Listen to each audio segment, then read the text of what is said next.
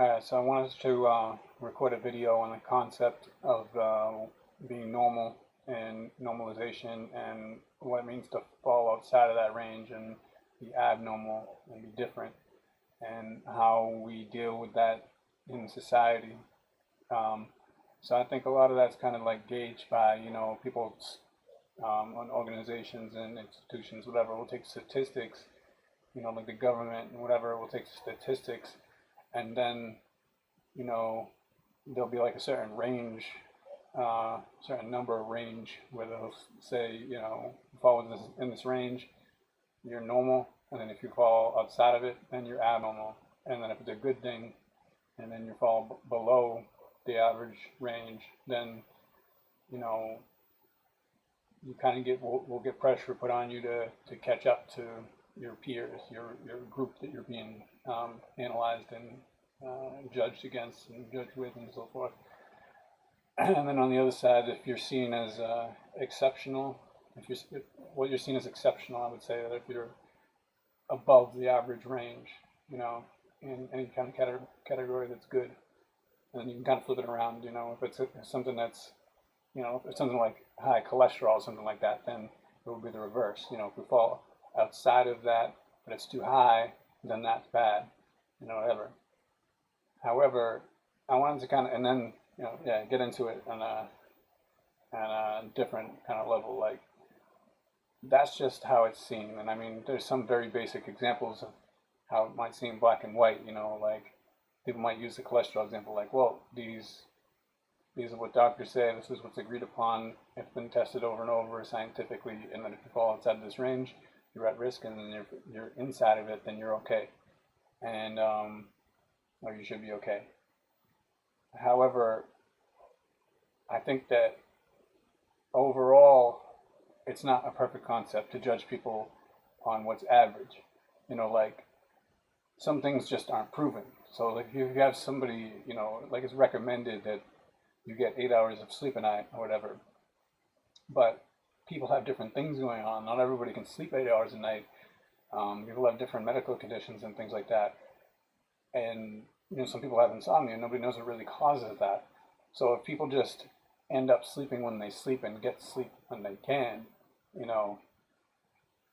I don't think that's necessarily a bad thing. Just because you can't get to sleep in the ideal way, in the average way, in the way that every other person does it, I don't think it's necessarily a bad thing. Or you could apply it to almost any, just many different things. So like if you judge people like on their study habits or something like that, you find out like 80% of people study in this certain way, they'll take notes and they'll review their notes and they'll have flashcards or something. This isn't a real example, but if you found out that 80% of people did it that way, but then you had a different way, and then your way exceeded other people's way, but it only worked for you, but you got better results doing your own way than the other people's way, then why would you want to be the same, So I think that it's kind of a flawed concept, and I kind of want to get into it further and more in depth when it's not kind of as noisy and things like that, and I can kind of explore it more, because it really does get in depth. Like, I feel like you can feel like you're doing the right thing, and by guiding people towards what you think is average, what you think is good, what you think is normal, but the person doesn't really need to be guided oftentimes there, and sometimes being different is a good thing, and that's what the person really would desire and should just be supported and just kind of like, or left alone. Not even, it's not harmful, it's not whatever, it's just for them, it's what they need. You don't really need to mess with it, whatever. And then I don't know, it's kind of similar to, tied into this, but I think it's kind of funny connecting to people's identity. Like, if you tell somebody they're normal, I think a lot of people will feel like, no, I don't want to be normal. I want to be different. I don't want to be the same as everybody. And I think that's kind of a typical reaction, average reaction, normal type reaction. So, but then if you tell somebody that they're different, then they want to be. It's like, why? You know what I mean? So like, I think people have this kind of tension between wanting to fit into groups, because we're social animals and beings and all that, want to fit into groups and get along with people, but then we're also very intellectual and, you know, individual, and we have a lot of our own individual experiences, and our minds are complicated and our lives are complicated. So we want to be seen as individuals as well. So there's always like that tension. Um, However, going back to the whole concept, like, is it better to just be normal and everything, or abnormal, or or should you just be exceptional everything? I mean, it's just not realistic. Like, you're going to be normal in some things, you're going to be exceptional in some things, and you're just going to be deficient in other things, if you want to call it that. But what are the things you really have a shot at changing, and then what are things that other people can really change?